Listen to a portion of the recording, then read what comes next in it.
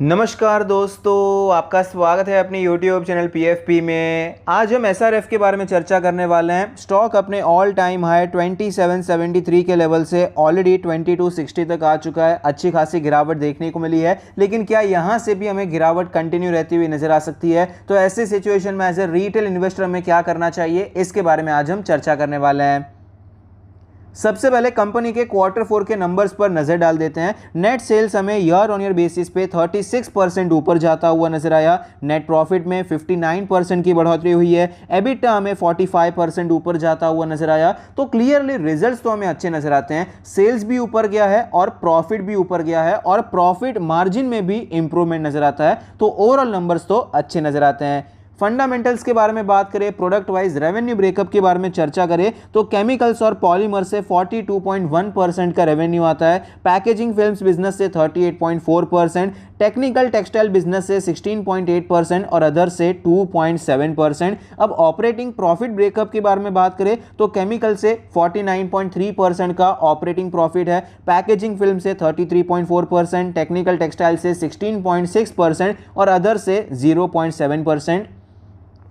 Location wise breakup के बारे में बात करें तो इंडिया से 43.3% का रेवेन्यू आता है, स्विट्जरलैंड से 8.2%, बेल्जियम से 7.6%, यूएस से 6.9%, जर्मनी 5.7% और अदर से 20.4%। तो इनका इंटरनेशनल बिजनेस बहुत अच्छा नजर आता है। फंडामेंटल रेशियोज के बारे में बात करें तो ROE 17% है, ROC 18% है, जो कि अपने एवरेज से ज़्यादा है। ओवरऑल अच्छे नंबर्स हैं। नेट प्रॉफिट मार्जिन 14% है और यहाँ पर हमें इंप्रूवमेंट भी नजर आता है, ये भी काफ़ी अच्छी बात है। डेट टू इक्विटी 0.49 है, 0.5 के अंदर आ चुका है और यहाँ पर आप देख पाएंगे ये आपको कम होता हुआ नजर आया। तो ये भी सिचुएशन हमें अच्छी नजर आती है। फाइनेंशियल ट्रेंड के बारे में बात करें तो आप देख पाएंगे फाइनेंशियल ट्रेंड काफ़ी अच्छा है। रेवेन्यू में कंटिन्यूस ग्रोथ हो रही है और प्रॉफिटेबिलिटी भी हमें कंटिन्यूसली बढ़ती हुई नजर आती है। शेयर होल्डिंग पैटर्न के बारे में बात करें, टोटल प्रमोटर होल्डिंग है 50.73%, जिसमें से कुछ भी प्लेज नहीं है। म्यूचुअल फंड 8.53%,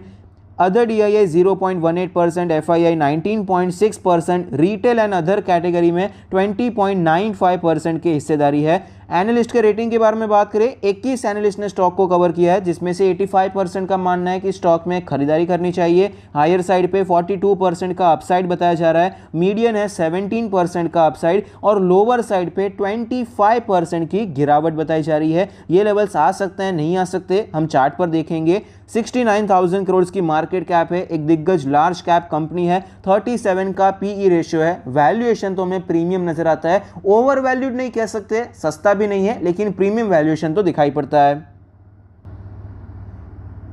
स्टॉक के चार्ट पर हमें क्लियरली पता चलता है कि पिछले एक साल में स्टॉक ने हमें अच्छे रिटर्न्स बना कर दिए हैं और फिलहाल ये स्टॉक हमें थोड़ा सा एक रेंज में ट्रेड करता हुआ नजर आता है। अब देख पाएंगे अक्टूबर में स्टॉक में अच्छी तेजी चल रही थी, उसके बाद स्टॉक हमें थोड़ा सा स्लो होता हुआ नजर आया। उसके बाद कई बार स्टॉक ने अपने 100 डेज के मूविंग एवरेज को रिविजिट किया है और फिलहाल ये स्टॉक अपने 200 डेज के मूविंग एवरेज के आसपास ट्रेड करता हुआ नजर आता है, कॉन्सोलिडेट करने की कोशिश करता हुआ नजर आता है। 20, 100 और 50 डेज के मूविंग एवरेज तो नीचे ही ये क्लोज हो चुका है और आज की जो क्लोजिंग देखने को मिली है वो भी थोड़ी सी वीक नजर आती है। आज की कैंडल थोड़ी सी वीक देखने को मिली है। डेली RSI 40 है, वीकनेस हमें यहां पर दिखाई पड़ती है, मोमेंटम नीचे के साइड पे है। वीकली चार्ट के बारे में बात करें तो वीकली चार्ट पर भी आप देख पाएंगे वीकनेस के संकेत हमें नजर आते हैं। ये इतना ज्यादा बुलिश चल रहा था, क्रैश के बाद इतना ज्यादा बुलिश था कि 20 वीक्स के मूविंग एवरेज पर भी बहुत कम बार आता था और पहले स्टॉक में आपको तेजी देखने को मिल जाती थी। लेकिन फिलहाल सिचुएशन थोड़ी सी बदलती हुई नजर आती है। यहां पर एक बार रिवर्स हुआ,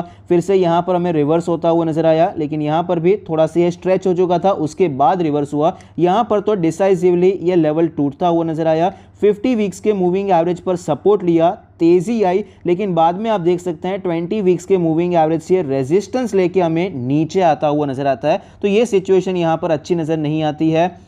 वीकली RSI के बारे में बात करें तो 45.78 का वीकली RSI है, यहां पर भी वीकनेस के संकेत ही नजर आते हैं।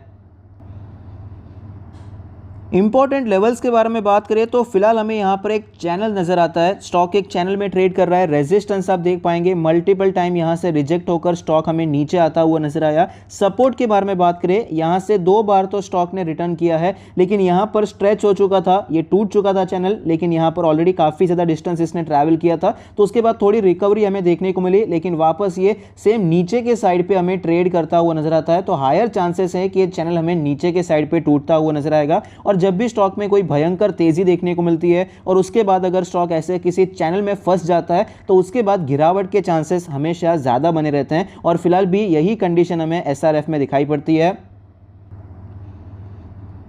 स्टॉक का जो रेजिस्टेंस का लेवल हमें दिखाई पड़ता है, इमीडिएट रेजिस्टेंस 2500 का लेवल है। तो जब तक ये स्टॉक 2500 के ऊपर नहीं निकल जाता है तब तक के लिए हम यहाँ पर बुलिश नहीं हो सकते हैं, तब तक के लिए हमें यहाँ पर कोई पोजीशन क्रिएट करने से बचना चाहिए। भले ही ये स्टॉक एक अच्छे लेवल पे ट्रेड कर रहा है, अच्छे सपोर्ट पे ट्रेड कर रहा है, लेकिन ये सपोर्ट इतनी बार टेस्ट हो चुका है कि यहाँ पर अभी प्रोबेबिलिटी ऑफ प्रॉफिट कम हो जाती है, इसीलिए यहाँ पर हमें ट्रेड लेने से बचना चाहिए। तो जब तक 2500 का लेवल टूटता नहीं है तब तक नो डाउट यहाँ पर हमें बुलिश नहीं होना है। यहां पर बेयरिश कब होना चाहिए, ये जो करंट मार्केट प्राइस का जोन है 2250 के आसपास का लेवल, ये काफी ज्यादा इंपॉर्टेंट लेवल है। मल्टीपल टाइम हमें ये टेस्टेड भी होता हुआ नजर आया है। यहां पर भी आप देख सकते हैं एक लो बनता हुआ नजर आया था, वो अप्रॉक्सीमेटली 2190 के आसपास का लेवल है। तो हम ये मान सकते हैं कि 2200 से करके 2250 का जो जोन है ये एक सपोर्ट जोन हो चुका है। अगर ये जोन टूट जाता है तो हायर चांसेस हैं कि आपको ये लेवल भी टूटता हुआ नजर आएगा और ये लेवल भी टूटता हुआ नजर आ सकता है, क्योंकि मल्टीपल टाइम ऑलरेडी टेस्टेड हो चुका है। अगर ये गिरावट हो जाती है, अगर ये 2200 का जोन हमें टूटता हुआ नजर आता है, यहां से स्टॉक नीचे आता है, तो स्टॉक सीधा हमें 1750 1800 तक लेवल तक आता हुआ नजर आ सकता है, क्योंकि बीच में कहीं पर भी स्टॉक ने कोई खास ट्रेड ही नहीं किया है। ये जोन आपको एज अ सपोर्ट देखने को मिल सकता है। ये भी कोई बड़ा सपोर्ट जोन नहीं है, लेकिन यहां पर स्टॉक आपको थोड़ा सा रेस्ट लेता हुआ नजर आ सकता है, और यहां से बाद में जो भी प्राइस एक्शन बनता है उस हिसाब से हम आगे का प्लान कर सकते हैं। एक और चीज मैं शेयर करना चाहूंगा, यहां पर आप देखिए गिरावट देखने को मिली और एक छोटा सा टाइम फ्रेम में भी आपको ये चैनल दिखाई पड़ता है। ये एक बड़ा चैनल चल रहा है, लेकिन यहां पर इसमें भी आपको एक छोटा सा चैनल देखने को मिल रहा है। तो यहां पर अगर ये ब्रेकडाउन हो जाता है तो ये जो लेंथ है वो आपको रिपीट होती हुई नजर आ सकती है, जो कि अप्रॉक्सीमेटली 1750 के आसपास ही निकल कर आती है। तो ऐसी सिचुएशन में शॉर्ट टर्म या मिड टर्म की पोजीशन बनाने से बचना चाहिए। इनफैक्ट अगर आपने कोई पोजीशन बनाकर रखी है तो स्टॉप लॉस आपको स्ट्रिक्ट रखना चाहिए। 2200 के नीचे ये जाता है तो आपको यहाँ पर एग्जिट करना बहुत ही ज़्यादा ज़रूरी हो जाता है। अगर हम लॉन्ग टर्म के बारे में बात करें, कंपनी एक्चुअली अच्छी है, यहाँ पर गिरावट होती है तो हम खरीदारी के बारे में सोच सकते हैं, क्योंकि हमने नंबर्स भी देखे, नंबर्स भी हमें अच्छे नजर आते हैं। ऐसा नहीं है कि कंपनी में फंडामेंटली कुछ गलत चल रहा है, लेकिन जब भी स्टॉक मार्केट में कोई भी एक स्टॉक बहुत ही ज़्यादा स्ट्रेच हो जाता है, बहुत ही कम टाइम में बहुत अच्छी तेज़ी देखने को मिलती है, तो वहाँ पर गिरावट के चांसेस हमेशा बने रहते हैं। ये कोई नई बात नहीं है। तो यहाँ पर बेटर वैल्यूएशन पे लॉन्ग टर्म के लिए एक्यूमुलेशन करने के बारे में सोचा जा सकता है। पॉजिटिव्स के बारे में बात करें तो कंपनी के फंडामेंटल्स अच्छे हैं, कंपनी में ग्रोथ भी अच्छी देखने को मिली है, चाहे हम सेल्स ग्रोथ के बारे में बात करें या प्रॉफिट ग्रोथ के बारे में बात करें।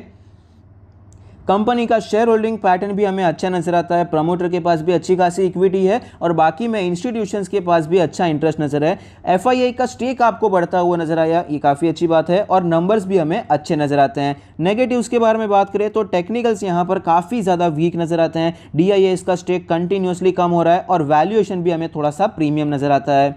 तो ऐसी सिचुएशन में करना क्या चाहिए, शॉर्ट टर्म और मिड टर्म के लिए तो वीक है, अवॉइड करना चाहिए जब तक वो इमीडिएट रेजिस्टेंस 2500 के लेवल के ऊपर नहीं निकल जाता है, तब तक के लिए यहाँ पर बुलिश पोजीशन बनाने से बचना चाहिए। लॉन्ग टर्म के बारे में बात करें तो खरीदारी कर सकते हैं, प्रेफर ये रहेगा कि भाई अच्छे वैल्यूएशंस पे खरीदारी करेंगे, क्योंकि ये जो वैल्यूएशंस हैं इतना ज़्यादा कंफर्टेबल नहीं है, ओवर वैल्यूड नहीं है, लेकिन अभी प्रीमियम वैल्यूएशन पे ट्रेड कर रहा है, इसलिए प्रेफर यही करना चाहिए कि बेटर वैल्यूएशन पे खरीदेंगे। और टेक्निकल्स भी यही दिखा रहे हैं कि शायद इसमें आपको अच्छी खासी गिरावट नजर आ सकती है और बेटर वैल्यूएशन पे स्टॉक को खरीदने का मौका मिल सकता है। आई होप आपको ये वीडियो पसंद आता है, आपके इन्वेस्टमेंट और ट्रेडिंग डिसीजन में आपको ये मदद करता है। Thank you, stay happy, happy investing.